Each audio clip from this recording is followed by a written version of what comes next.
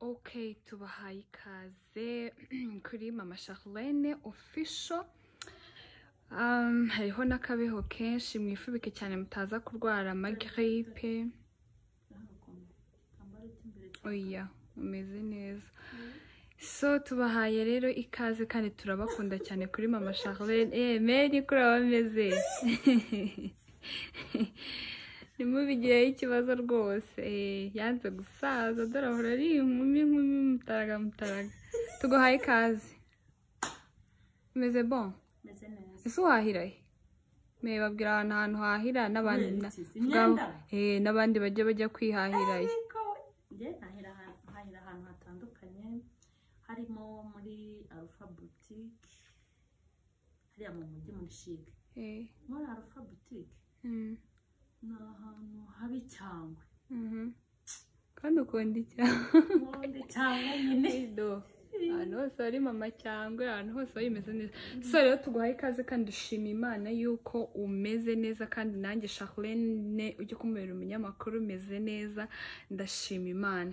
So rero tugiye kuganira ku bintu ku kiganiro kitari butinde akaganiro gatoya kandi kari keza kari interesting. Urabizi mu rugo nkatwe nkanjye nje nkunda ibiryo byiza nubwo ndatoranya arabizi singi inyama singi ibintu by'amafi ko nkunda nyine ibiryo byiza bisobanutse. Ariko hari umuntu twigeze kuganira arangije arambwira ngo ni umwana mutoya. Kikera ndi kujya kushina kundaga kubaza nkahura n'umwana nkamubaza ibibazo urarana nande uri mama wawe ninde papa wawe ninde nta guciye mu ijambo. Iyo utinyuka kuvuga ngo urya neza utarya gafi nturya inyama ubwo urya neza wese nyine n'icyo akunda nago nyine amafi ngiye ariko nubwo ntabirya asubiza ingende ngiye muri hotel ushaka ratambwire muhe mama yanjye azajya kungurira iyo muri hotel. Wowe nurya amafi nurya isambaza nturya inkoko icyo ukoranye nibyo muri hotel. Ko muri hotel kanye imbuto mu turirira cyose. Alright, urumva uwo mwana rero yarambwiye ngo iyo iwabo haje abashyitsi barya neza ngahora senga kugira ngo iwabo hajye haza abashyitsi haba hari amata hari amaji urumva haba hari ibintu byose. Wowe ibyo bintu urabizi ukiri mutoya bigeze bikubaho cyangwa umwana ko yahuye n'ibibazo nyine wowe ibyo bigeze bikubaho ukiri mutoya? Oya ntabwo byambayeho ariko narabibonye koko. Uzi ko abantu benshi ariko bameze abantu benshi niko bameze ariko njye buryo sikomeze ndabeshya njye sikomeze.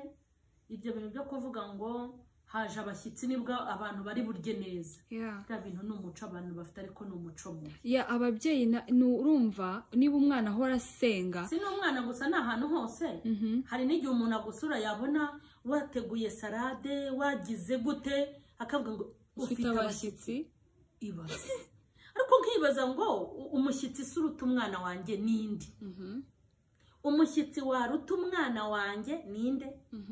Umushyitsi waruta umugabo wawe ni uwuhe? Umushyitsi waruta abo mu rugo n'abakugenderera no. Biriya bintu ni umuco kandi mubi. Noneho kugeza ubwo umwana avuga ngo icyama hano hajye hahora abashyitsi kugira ngo tujye turya neza. Biriya bintu ni umuco nabonye abantu benshi bafite ariko njye ntabwo narya neza ngo kubera ko hari umushyitsi. None se reka nkubaza hari umuntu hano ushaka kubyibaza umuntu ashaka kwibaza ni ko umuntu ateye ni umuco umuntu afite niko yarezwe se ni ubukene se wowe ubona ari nk'iki gitera ibyo bintu? Ntabwo ari ubukene ahubwo ni imyumvire yuko nimba bafite umushyitsi kwakira umushyitsi ni byiza no kumutegurira ibintu bidasanzwe ni byiza ariko se abo bo mu rugo bo ntabwo bakeneye kurya neza no kubaho neza. Ugasanga umuntu nimba agiye guteka ibiryo arabyitondera ari uko hari umushyitsi abyitondere ategure rega si no guteka gusa n'isuku mukoropa inyuma y'igipangu muhanagura amadirishya tuwarete muyiteho muri salo muharebe no. Ubwo buzima ni ubuzima bugomba guhoraho mu buzima bwacu.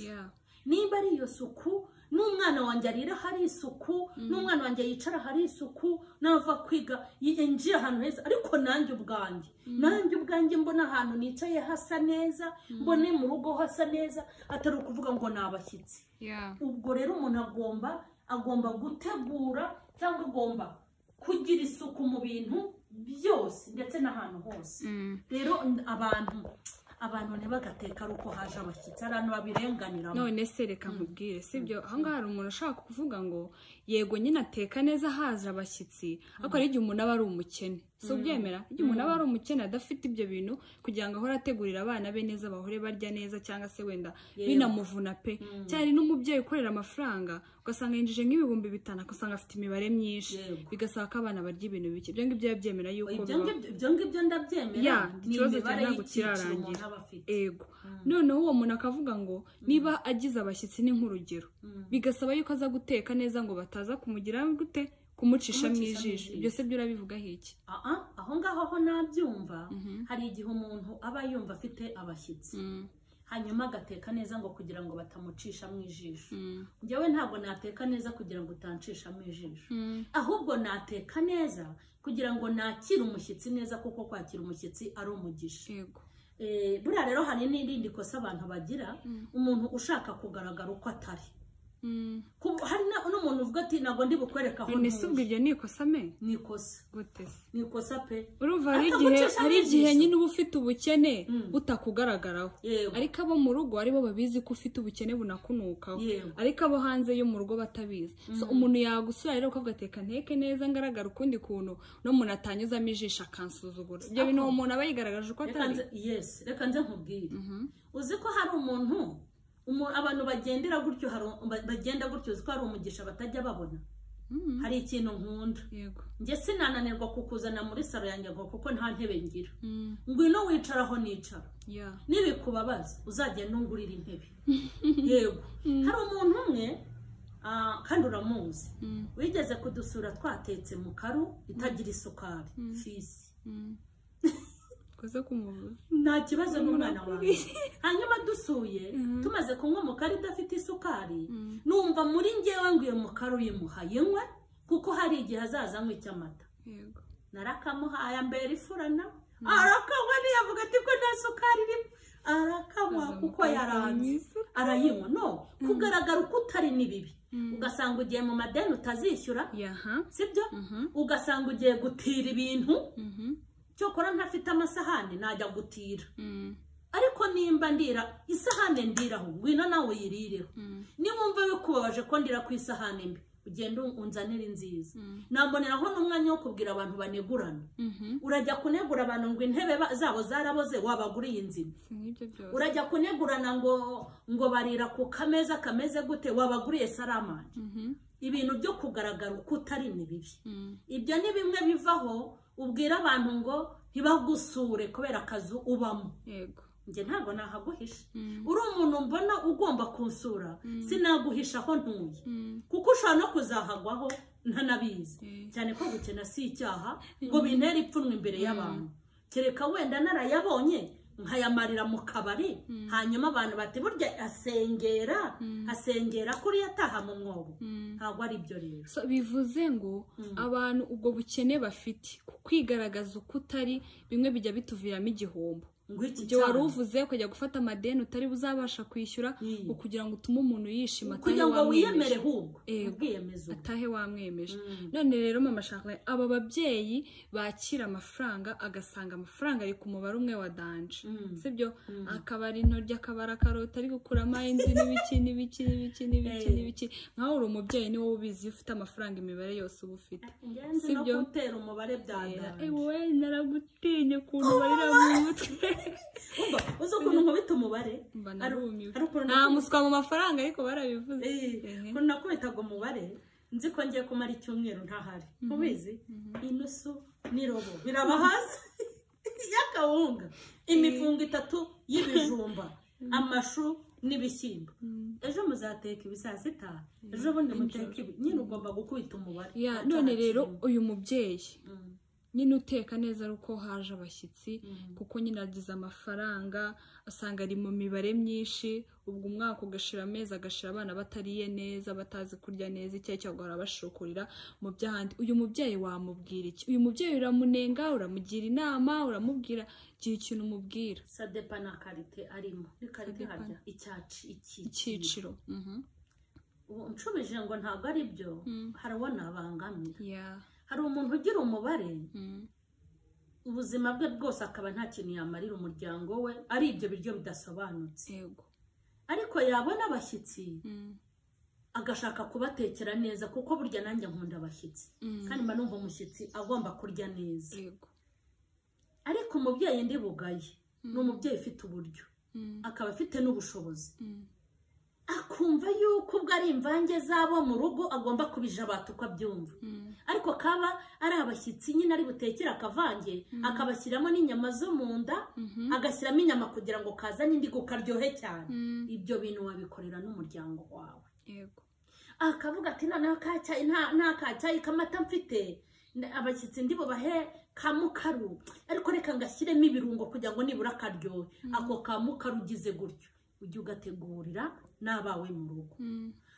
mbese umubyeyi ufite ubushobozi bwose umuntu afite rega ubushobozi bwose umuntu afite agomba kububyaza umusaruro bwo gukora akantu keza nimba utetse mu karu kugira ngo urusheho kunezeza abana shyiramo ka mucyayicyayi basi cyangwa ka tangawize bizana indigo n'akandi gahumura umuntu ntakumve yuko abana nimba mu cyumba cy'umushyitsi muhasase neza ariko mu cyumba cy'abana hajya hahora hanuka inkari amashuka y'abashyitsi mwibuke kuyafura dufite abashyitsi ariko amashuka y'abana ugasanga yaraboze yaranihiriye mbese ugasanga umuntu afite umutima wo guhora ategurira abashyitsi bonyine ariko abo mu rugo bakabaho nabi mba numva abantu ba mbere bakwiye kwitabwaho ari umuryango wawe byagera ku bashyitsi bikaba akarusho ariko umuryango wawe ni umuryango mwiza nk'ubu hari umuntu udashobora kwicara mu rugo ngo akore ka salade oya nzagakora ari uko haje abashyitsi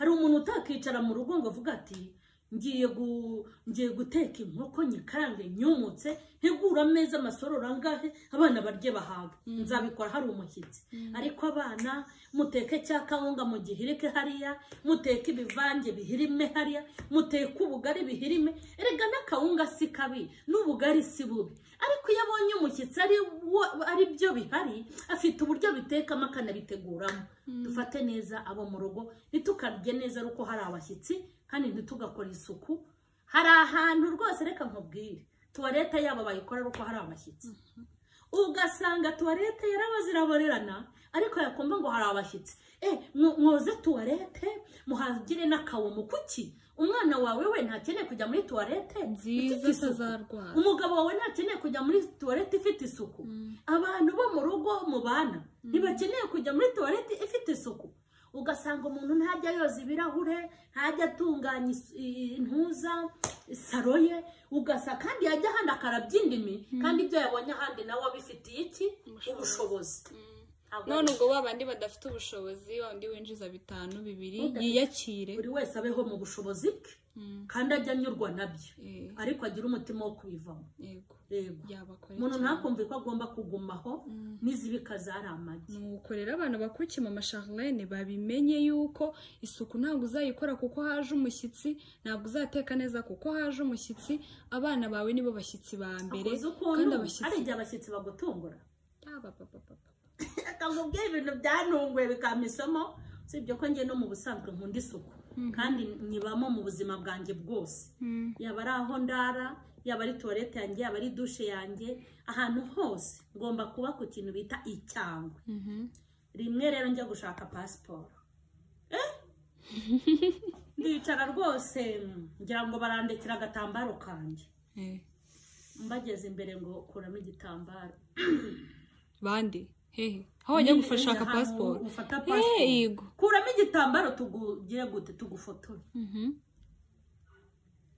nahise mvuga nti ntundebera babagore baba bafite imbagara n'urubingo mu mutwe badaheruka kumesa no gutera wa mugani icyo kintu kuba ntitukivuga cyane tuzagivuga ubutaha numva ukuntu byangendekeye amahirwe ngira umusatsi wanjye ubu ufite fresher kanatirere kanjye kari gake n'agateye kanta hari ukuntu mbere yuko ntega igitambaro mba nabinditse umusatsi nkatega agatambaro ubona nta kibazo umva hari no kunagendanaga gasokozo maze ndagije nkuramo hanyuzamo iyo haba harimo ibintu bifatanye bimeze nk'ibitangagurirwa byo mu nzu zo mu byaro si byari kuba ikibazo bishatse kuvuga ngo ahantu hose uri ujye ugira isuku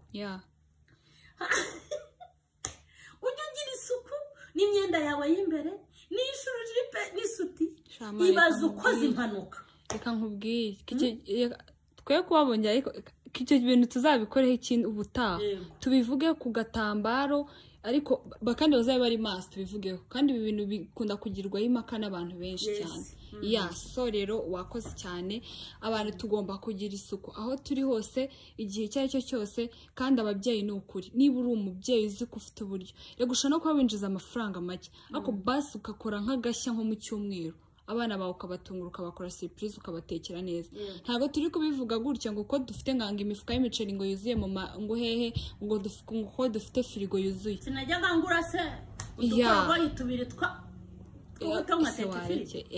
I know of course so wakora agashyira abana bawe ukabatekera abana bawe ukabatekera neza kandi nimba uri umubyeyi ukurikiye mama Charlene official wajya gukora ibyo bintu n'ukuri bireke ni umuco mubi abana bawe utangira ubite kuko ibintu byose bitangirira mu muryango hari ikindi kintu warenza mbere yuko dusoza ikindi narenzaho iyo wafashe neza abana cyangwa ugafata neza abo mu rugo rwawe n'umugisha n'Imana iyo ibonye uri umusirimu iguha iby'abasirimu ariko iyo ibona wikundira intoryi ikwihera intoryi iyo ibona wikundira ibintu byiza nibyiguha burya Imana uko igusanze niko izakugira kandi n'ikintu wiyeturaho nicyo kikubaho ariko iyo umva kera najyaga nkunda ibintu byo gutegura no kugira gute hajya numva nategura saramanje Imana yarabimpaye ndayishimiye hari igihe Imana ikorera ikajya guha ibyo ushaka rero iyo uri umuntu umeze gutya nimenyere kurya nabi no guha abana ibintu bibi kandi ufite ubushobozi Imana ikugumisha aho ngaho ntabwo ujya utera imbere ariko iyo ubona ufite ishyaka n'inzara n'inyota byo gufata neza umuryango wawe ikabona ntabyo ubona n'ibyo ubona ntibikwiriye iragushyigikira hanyuma ikagura imbago zawe ndashaka rero kubwira abantu bajya bashaka gufata neza imiryango yabo bakabura uburyo nje kukubwira ngo mu ijuru hari Imana izaguha uburyo ugafata neza umuryango wawe uko wifuza Imana ibaha umugisha turabashimiye cyane ukoresha ku muntu ushaka gusanga ibintu we bitakureba ariko ugasanga ari umuntu uzi w'umunyamwanda kandi uzi umuntu ukora ibyo bintu ukamusharingira nyine mu kinyabupfura ukamwira ko ngatereba akagana none nabonye ko bajya bareka n'ibitubiganira of course ubuzima bw'ubusanzwe burya na Bibiri ibitabo bisanzwe na Bibiri hari igihe bijya byuzuzanya of course so rero turabashimiye cyane kuba mwadukurikiye na mukecuru mama Charlene nawe turamushimiye cyane sorry inkumi gacuste mwana duze nimba ari mwana duze rero turabashimiye mukore share mukore comment ndetse na like